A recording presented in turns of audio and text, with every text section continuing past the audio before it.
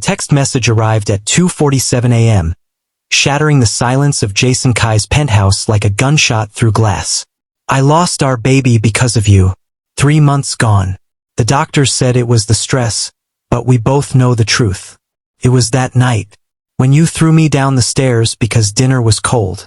When you locked me out in the snow for 3 hours because I asked about the lipstick on your collar. When you told me I was nothing without you, that no one would ever believe me, that I deserved everything you did to me. Jason stared at his phone, his blood turning to ice.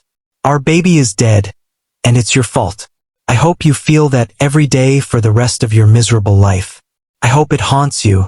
I hope you see what you took from me every time you close your eyes. This is the last message I'll ever send you. Goodbye, Marcus. Marcus. The message wasn't meant for him. Jason sat frozen at his desk, still in his suit from yesterday's board meeting, surrounded by the trappings of his empire. Floor-to-ceiling windows overlooking Chicago's glittering skyline, artwork worth millions, furniture that cost more than most people's cars. None of it mattered in this moment. Someone had just poured out the most devastating loss of their life to the wrong number. To him, his mind raced, dissecting the message with the same analytical precision he used to dismantle hostile takeovers and negotiate billion-dollar deals. The details painted a horrific picture. Systematic abuse, isolation tactics, physical violence that had escalated to the point of causing a miscarriage. And someone named Marcus had walked away thinking he'd gotten away with it. Jason Kai had built his reputation on control, on calculated decisions, on never acting on emotion. But sitting there at 2:47 a.m., reading a stranger's anguish, he made the most impulsive decision of his 32 years. He was going to find her, and then he was going to destroy the man who'd done this to her. His fingers moved across the screen. This is Jason Kai. You've sent this to a wrong number. But I've read what you wrote, and I need you to know something. What happened to you wasn't your fault. Marcus is responsible for his actions, not you. And if you'll let me, I can help make sure he faces consequences. He hit send before he could second-guess himself. 3 minutes passed. 5, 10. Then finally those 3 dots appeared. Disappeared. Appeared again. Who is this? How did you get this number? Jason typed quickly, aware he had a narrow window before she blocked him. My name is Jason Kai. I'm a CEO in Chicago. You texted my personal number by mistake. Probably 1 digit off from who you meant to reach. I know this is invasive, and I apologize for reading something so private. But I can't just delete this and forget what I read. Please, tell me you're somewhere safe. The reply came faster this time. I'm fine. Please just delete the message and forget you saw it. I shouldn't have sent it anyway. It won't change anything. It can change everything, Jason wrote back. But only if you're willing to fight. Are you safe right now? Are you somewhere he can't find you? Longer pause this time. Then, I'm at my cousin's apartment. He doesn't know where she lives. But it doesn't matter. I tried pressing charges before. His family has connections. The police won't help. Jason's jaw clenched. He'd heard the story too many times. Powerful families, corrupt officials, women whose voices were systematically silenced. What if I told you I have connections too? Ones that supersede local politics. What if I told you I could help you build a case that no one could bury? Why would you do that? You don't know me. This isn't your problem. Jason stared at that message, considering how much truth to reveal. Finally, he typed, I had a sister. 5 years ago, she was in a relationship with someone who hurt her. She tried to leave multiple times, but he always convinced her to come back. Promised he'd change. The last time, he killed her. By the time I got back from a business trip, it was too late. His hands shook slightly as he continued. Her name was Minji, and every day since, I've wondered what would have happened if someone had intervened earlier.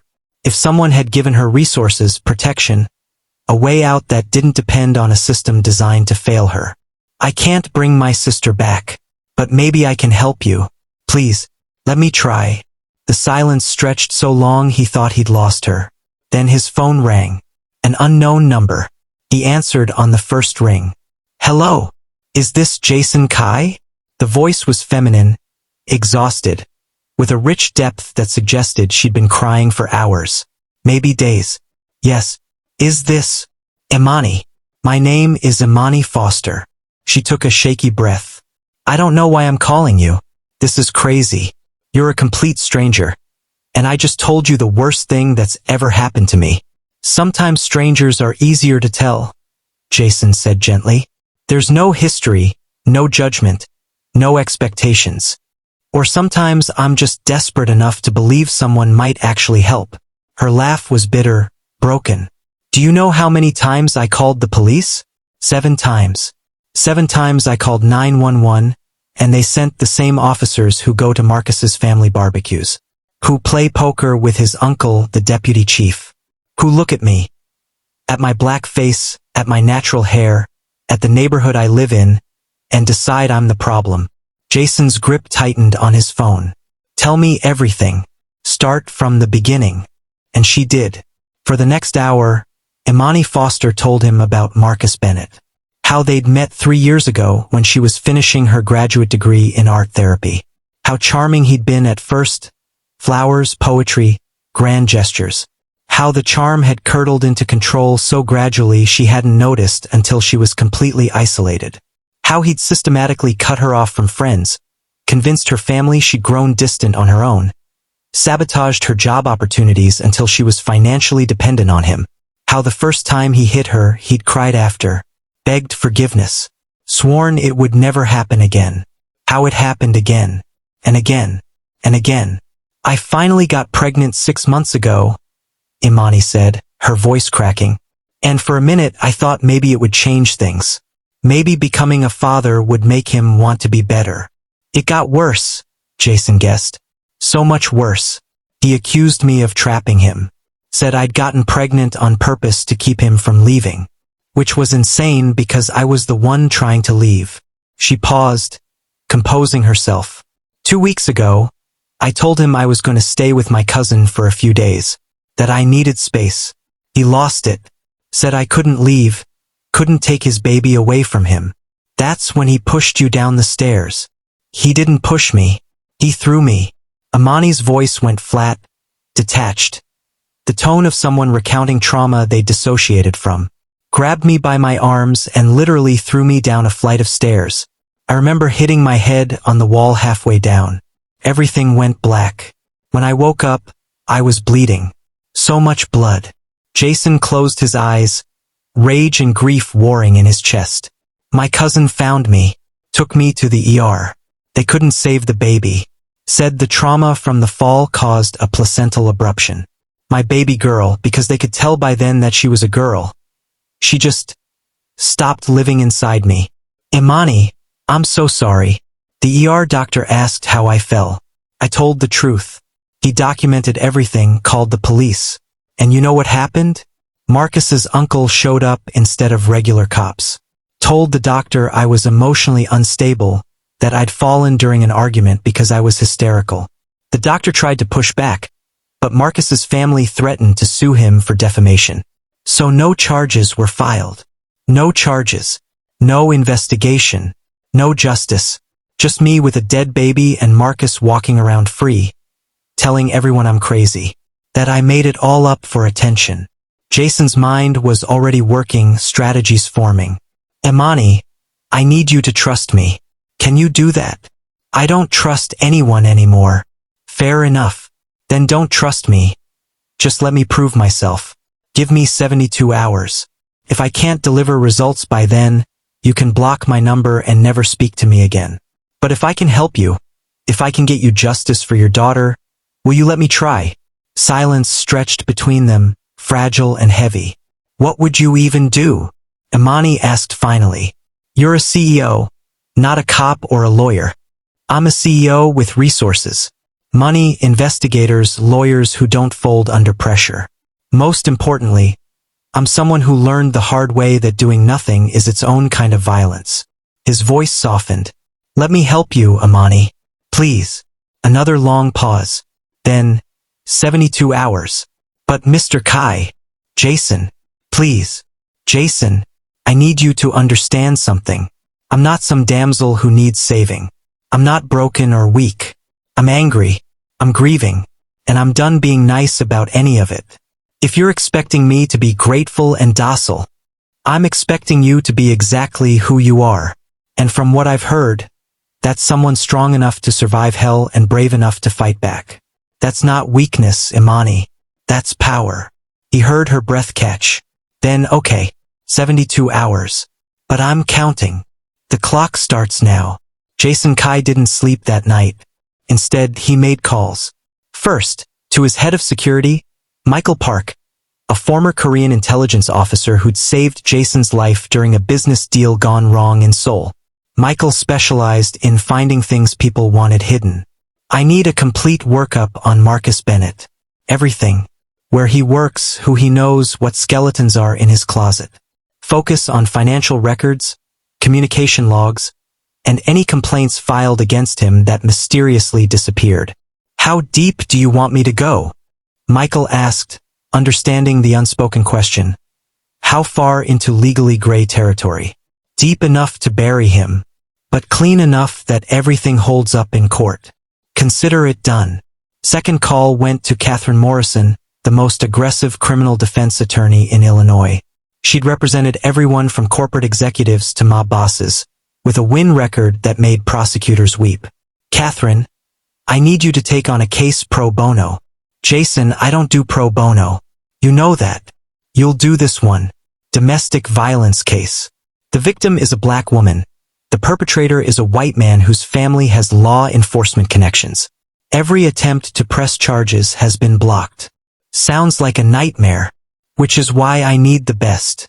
I'll cover all costs. I just need your name on the case so they know we're serious. Catherine was quiet for a moment. Send me everything you have. If the case is as solid as you say, I'm in. Third call was to his cousin Jean Ho, who worked in the district attorney's office. Jean Ho owed Jason several favors from the years Jason had helped fund his political campaigns. Jean, I need information on Deputy Chief Bennett and his family. Specifically, I need to know if there's a pattern of complaints being buried. Jason, if you're investigating a cop, I'm investigating a pattern of corruption that's allowed an abuser to walk free. Are you going to help me or not? Jean Ho sighed. Send me the details. Off the record, I've heard whispers about the Bennett family. Nothing concrete, but enough smoke to suggest fire. Then let's fan those flames. By 6 a.m., Jason had assembled a team. By 8 a.m., they'd started gathering evidence. By noon, the picture was even uglier than Imani had described. Marcus Bennett wasn't just an abuser. He was a serial abuser with a trail of women stretching back a decade. 3 ex-girlfriends, all with similar stories. Charm turning to control, control turning to violence, violence followed by intimidation and threats that kept them silent.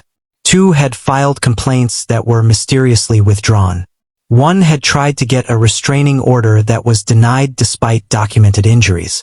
All 3 had been warned by Bennett family members that pursuing charges would ruin their reputations. Jason's investigators also found financial irregularities. Marcus worked as a loan officer at a bank owned by his uncle's friend. There were suspicious transactions, potential fraud, evidence of embezzlement that had been overlooked. Ammunition, leverage, justice. At 1 p.m., Jason called Imani. I found 3 other women, he said without preamble. 3 women Marcus hurt who were too scared or too unsupported to fight back. With your permission, I'd like to contact them.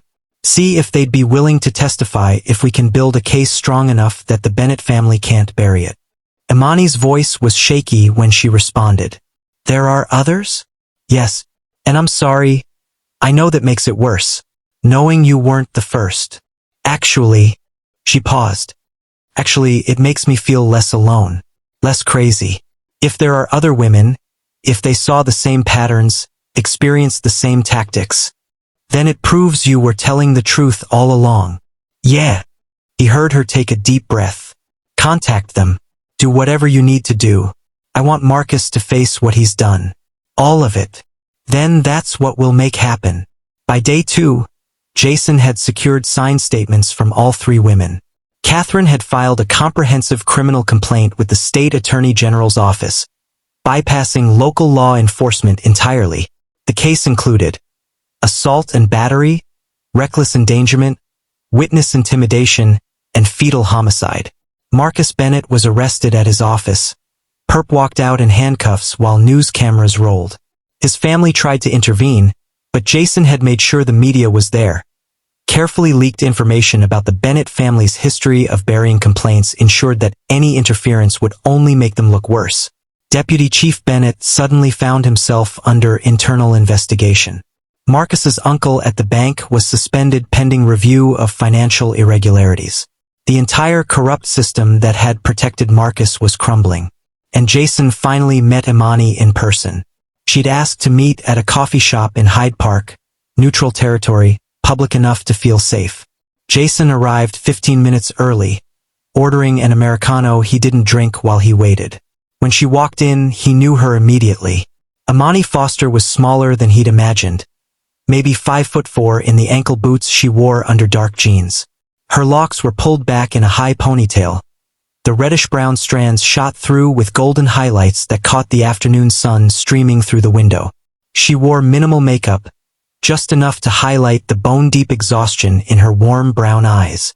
But it was the set of her jaw, the steel in her spine as she walked toward him, that made Jason's breath catch. This wasn't a victim. This was a survivor. There was a difference. "Mr. Kai?" she asked, stopping at his table. "Jason, please." He stood, offering his hand. "And you must be Imani."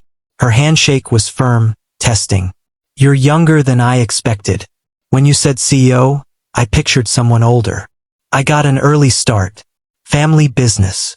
He gestured to the seat across from him. "Can I get you something? Coffee, tea? Chai latte with oat milk, if you don't mind." While he ordered, Imani settled into her chair, studying the coffee shop with the hypervigilance of someone accustomed to tracking exits and potential threats. Jason noticed but said nothing, returning with her drink and a blueberry scone she hadn't asked for but accepted with a slight smile. "You didn't have to do all this," she said after her first sip. "The lawyers, the investigators, getting Marcus arrested. That goes way beyond helping a stranger. It was the right thing to do. People don't usually go this far just because it's right. They want something." Her eyes met his, direct and challenging. "What do you want, Jason?" He appreciated her bluntness. "Honestly, I want to sleep better at night knowing I did something meaningful with the resources I have. After Minji died, I threw myself into work. Built my company bigger, made more money, acquired more power. But none of it meant anything because I couldn't save the one person who mattered most. So I'm your redemption project. No. You're your own person fighting your own battle. I'm just someone who refused to look away when I saw that battle." Jason leaned forward slightly. "But I understand if that makes you uncomfortable. If you want me to step back, just say the word." Imani studied him for a long moment, something shifting behind her eyes. "I spent 3 years with someone who made every kind gesture contingent on my gratitude, my compliance, my surrender. You're telling me I can tell you to leave and you'll just go? Without hesitation. That's either the most respectful thing I've ever heard or the best manipulation tactic. It's respect. You deserve agency, especially after having it stolen for so long." She took another sip of her chai, considering.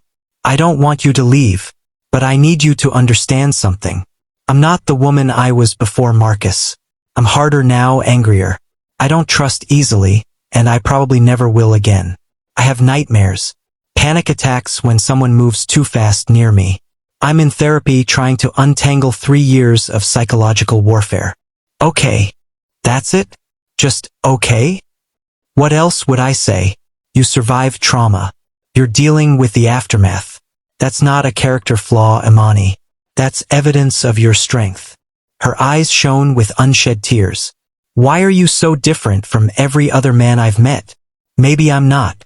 Maybe you just deserve to be treated like a human being with dignity and autonomy, and that shouldn't feel different, it should be the baseline." Imani wiped her eyes quickly, composing herself. "Okay, since you're here and we're doing this, I want to know more about you. Not CEO Jason Kai. Just Jason. Who are you when you're not saving strangers? So he told her about growing up in Seoul before his family moved to Chicago when he was 12. About his father, who'd built Kai Industries from nothing but died before seeing it become the empire it was today. About the pressure of being the oldest son, the heir, the one expected to carry on the family legacy. About Minji, who'd been brilliant and rebellious and determined to prove she didn't need the family name to succeed. How she'd fallen for a man who seemed perfect until he wasn't. How Jason had been too busy with acquisitions and board meetings to notice the warning signs until it was too late. She called me the night she died, Jason said quietly. Asked me to come get her. Said she was ready to leave him for good. I was in Seoul closing a deal. I told her I'd fly back the next morning, that we'd figure everything out then. Jason. She was dead before I even boarded the plane. He beat her so badly the coroner said she wouldn't have survived even if they'd gotten her to a hospital immediately. His hands clenched around his coffee cup. I was too late. I'll always be too late for her. But maybe I can be on time for other people. Imani reached across the table, covering his hand with hers. The gesture was tentative testing, the first time she'd initiated physical contact. Your sister's death wasn't your fault, just like my baby's death wasn't mine. We can't carry responsibility for other people's violence. Intellectually, I know that. Emotionally, he shook his head. It's harder. Yeah, it really is. They sat in comfortable silence for a moment. Two people bound by grief and determination to make something meaningful from loss. So what happens now? Imani asked finally. Marcus is arrested, but I know how this works. His family will hire expensive lawyers. They'll drag my name through the mud. Make me out to be a liar, a gold digger, whatever narrative lets them paint him as the victim. Let them try. We have evidence. Medical records, statements from 3 other women, financial crimes that even the best lawyer can't explain away. And Imani. Jason's eyes hardened. I don't fight fair. If the Bennetts want to come after you, they'll find themselves fighting battles on multiple fronts. I'll make it so expensive, so public, so devastating to their reputation that backing off becomes their only option. That sounds almost scary. Good. Marcus terrorized you for years. It's time he learned what it feels like to be afraid. Imani smiled, and for the first time since they'd met, it reached her eyes. You know what? I think I'm going to like having you on my side. The feeling is mutual. The preliminary hearing happened 2 weeks later. Jason sat in the gallery, watching as Catherine Morrison systematically destroyed every argument the defense presented. Imani testified with a quiet strength that made Jason's chest tight with pride and fury. She detailed every incident. The first slap that came with apologies, the escalating violence, the systematic isolation, the night Marcus threw her down the stairs. Medical experts confirmed her injuries were consistent with her testimony. The 3 other women testified about their own experiences, establishing a clear pattern of behavior. Marcus's lawyer tried to paint them all as vindictive exes coordinating lies. But Catherine had phone records, texts, social media posts, a digital paper trail that proved these women didn't know each other until Jason's investigators contacted them. The judge ruled there was sufficient evidence to proceed to trial. Marcus was remanded without bail, deemed a flight risk and danger to the community. Outside the courthouse, reporters swarmed. Imani had agreed to a brief statement, standing straight-backed and proud as cameras flashed. For 3 years, I believed I was alone, that no one would believe me, that there was no point in fighting because the system was designed to protect men like Marcus Bennett. But I was wrong.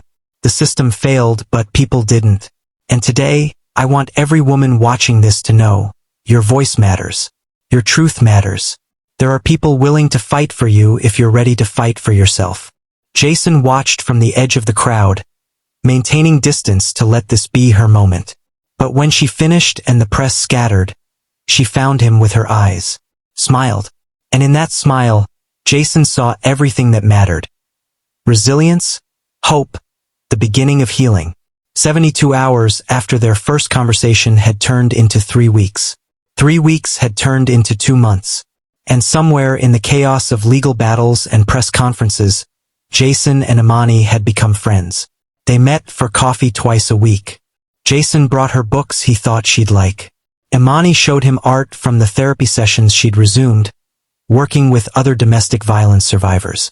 They texted randomly throughout the day, sometimes about the case, more often about nothing important. He learned she loved old jazz and contemporary poetry, that she could cook Caribbean food that made him rethink every meal he'd ever eaten, that she laughed with her whole body when something genuinely amused her. She learned he was addicted to terrible reality TV, that he played piano when he needed to think, that beneath his controlled exterior was someone deeply lonely, still grieving his sister, using work to fill the void where family should be. They were careful with each other, respectful of boundaries. Jason never pushed for more than Imani offered, and she appreciated the space to heal without pressure. But something was growing between them, something neither wanted to name yet but both felt. It came to a head 3 months after that first text, on the anniversary of Minji's death. Jason had told Imani he needed to take the day off, handle some personal matters. She'd respected that without prying. But at 8 p.m. his doorbell rang.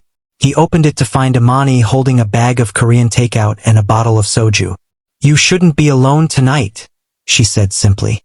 Jason felt something crack in his chest. "How did you? You mentioned your sister died in November, and today you look like you're carrying the weight of the world. Doesn't take a genius to connect those dots." She stepped past him into his penthouse. "So I'm here. We can eat, drink, talk about her if you want. Or sit in silence if that's better. Your choice." They ended up on his balcony overlooking the city, sharing food and stories. Jason told her about Minji, not just her death, but her life, her terrible sense of humor, her talent for singing but complete inability to dance, how she'd always believed people were inherently good, even when they proved her wrong. "She would have liked you," Jason said as the soju bottle emptied. "She would have admired your strength. I would have liked her too." Imani huddled into the blanket Jason had wrapped around her shoulders. "I'm sorry you lost her. And I'm sorry that my situation brought all that pain back. Don't apologize. Meeting you, helping you, it's given me something I didn't have before. Purpose beyond profit. A reason to use my resources for something that matters. You matter too, you know. Not just what you can do for other people. You, Jason Kai, as a person. You matter." The words hit him harder than they should have. When was the last time someone had said that to him? Valued him as a human rather than a walking bank account? "Thank you," he said quietly. They fell silent, watching the city lights blur and sharpen as the soju worked through their systems.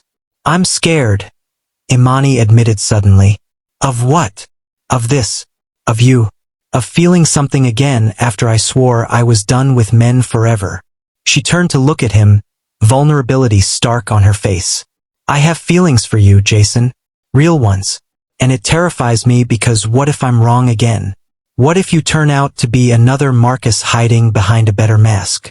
Jason's heart hammered, but he kept his voice steady. "I can't prove I'm not.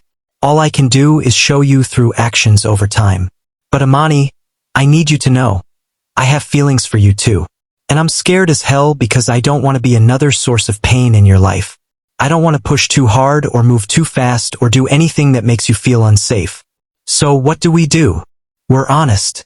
We go slow. We communicate." He reached out slowly, telegraphing the movement, giving her time to pull away.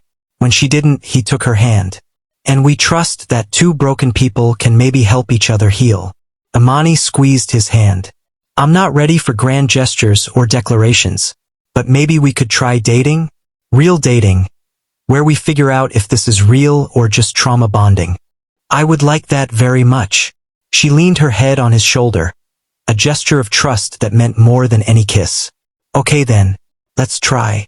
And sitting there under the November stars, mourning the sister he'd lost while holding the hand of the woman he was falling for, Jason understood something profound. Sometimes the wrong number is exactly the right call. Sometimes tragedy creates connection. Sometimes broken people don't need fixing. They just need someone willing to sit with them in the darkness until dawn breaks. The trial was scheduled for January. Marcus's lawyers kept trying to delay, but Catherine Morrison was relentless. The case moved forward despite every obstacle the Bennett family threw up. Jason and Imani's relationship grew carefully, slowly. First dates that felt like interviews as they learned each other's triggers and boundaries. Conversations about trauma and healing. Therapy sessions they sometimes attended together to make sure they were building something healthy. The attraction was undeniable. But they both understood. Rushing toward physical intimacy before emotional safety was established would poison everything they were building. And they were building something real. Something worth protecting. Something that had started with a wrong number and evolved into the rightest thing in both their lives. If the story gripped you, if Imani and Jason's journey resonated, please hit that like button and subscribe.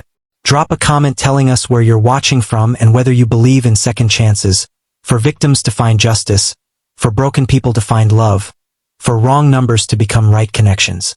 Thanks for watching. See you in the next upload.